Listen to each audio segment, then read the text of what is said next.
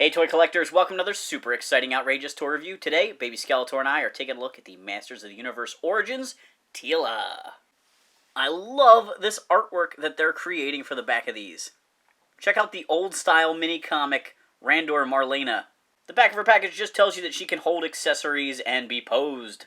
Here I've got Teela out of the package, and they've done a great job of capturing that vintage figure. Now, with her snake armor on, originally she was meant to be the sorceress, or the goddess, as they called her at that point in time. Eventually that persona was dropped, and in the cartoon show she never wore the snake armor because it was a separate character, who they morphed into a bird-themed character, probably making her more friendly to kids.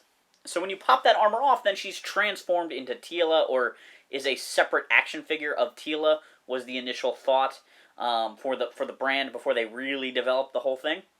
And I think she looks great in this mode. I think a lot of kids played with her in this mode, mostly inspired by the cartoon show. Now, in the cartoon, she often used a sword, and I would love it if the people running this brand would be creative and either give us a weapon pack. I would be really excited if the people running this brand at some point got us an accessory pack, or were able to sneak some accessories in with other things. Like if we ever get a Point Dread, maybe there could be a weapons rack in there. We're going to get a few weapons with Grayskull, but I would love a sword for Teela that looks like the one she used in the Filmation show. That would be fantastic. Here we have a vintage Teela posing with the new Origins Teela.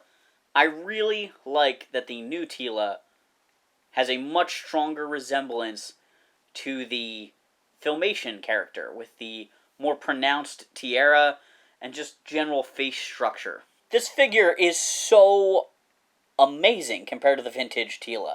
She just looks really good. She's got nice articulation. Her head can turn around on that post and move up and down. Her arms move around. I assume these female characters come apart, but I don't know whether they have all the same joints the males do. So her arm didn't seem like it wanted to go continuously around. It does. It just kind of gets hung up a little bit. They move out to the side. She has elbows and swivels there. She has rotation and a hinge in the wrist, which is really fantastic. I'm excited for the She-Ra figure, which I assume will share some of these parts, probably these bracers and things like that. She looks great. She's got articulation at the waist there. Her hips can move forward and out to the side. There's no rubber band in there, so there's much greater range of motion. She's got knee joints. I'm not wild about these. They can swivel a little bit there, too. They just look a little funny. Just the way the joint looks isn't super aesthetically pleasing, but I guess to get a joint there, there's not a great way of making it look good on a character that doesn't wear pants. She's got a boot cut articulation there above her furry boots, and then she has articulation that lets her ankles move forward, backwards, and side to side. This Teela is so much easier to get to stand. Look at that, I just set her down. I didn't have to do anything. So much easier to get to stand than the vintage figure. For accessories, Teela comes with that snake armor. That's really the goddess's armor. She comes with the snake staff, again, for the goddess character.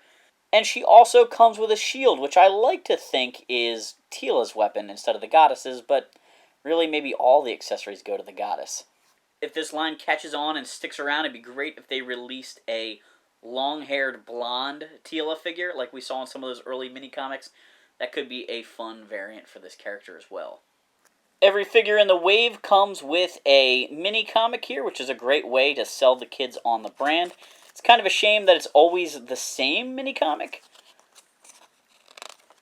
but they did do a pretty good job of introducing all these base characters. I assume and hope there'll be a new mini-comic for future waves that introduce us to more of the characters. I haven't checked out the entire line yet, and I know there's other waves coming, but if you're only going to get one figure from this line, Teela might be the way to go. I feel like she is the most improved figure over her vintage figure that we've seen so far in the line. Thanks for watching this super exciting, outrageous toy review. Do Baby Skeletor a favor, hit that like and subscribe button.